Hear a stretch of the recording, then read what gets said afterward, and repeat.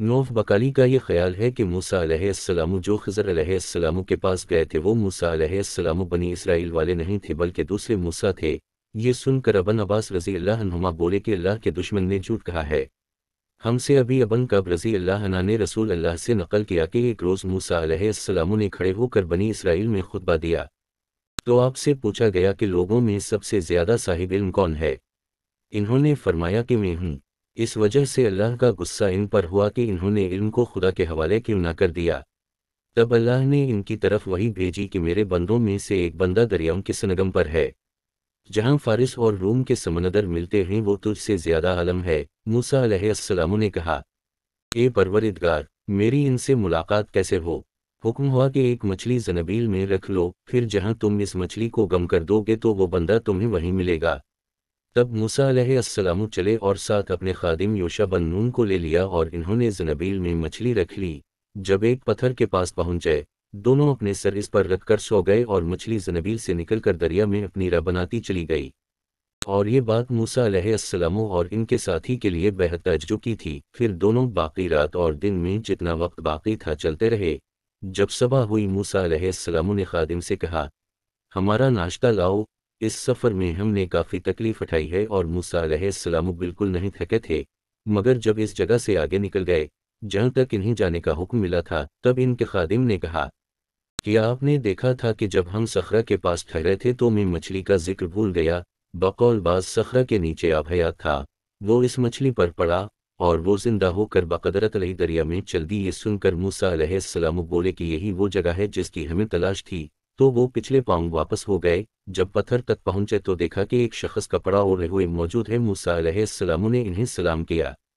خضر علیہ السلام نے کہا کہ تمہاری سرزمین میں سلام کہاں؟ پھر موسیٰ علیہ السلام نے کہا کہ میں موسیٰ علیہ السلام ہوں۔ خضر بولے کہ بنی اسرائیل کے موسیٰ؟ انہوں نے جواب دیا کہ ہاں۔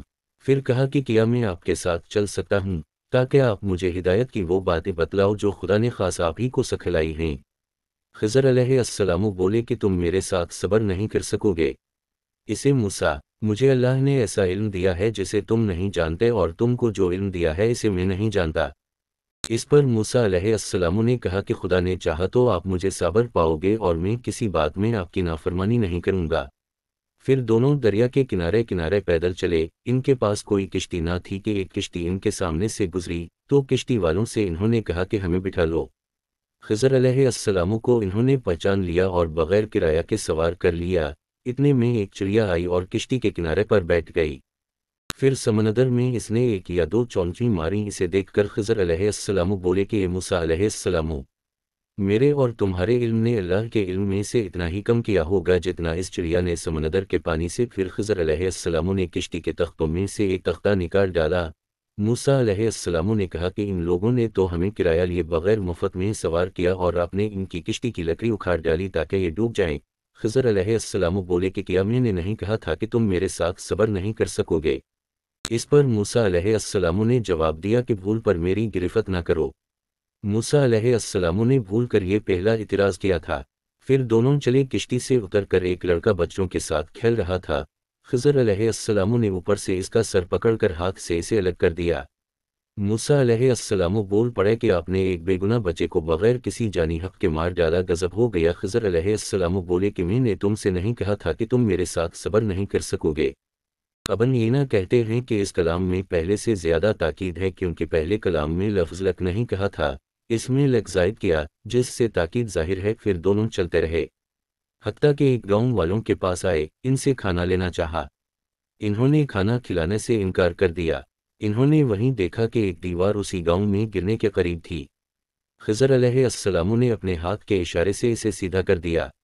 موسیٰ علیہ السلام بول اٹھے کہ اگر آپ چاہتے تو گاؤں والوں سے اس کام کی مزدوری لے سکتے تھے۔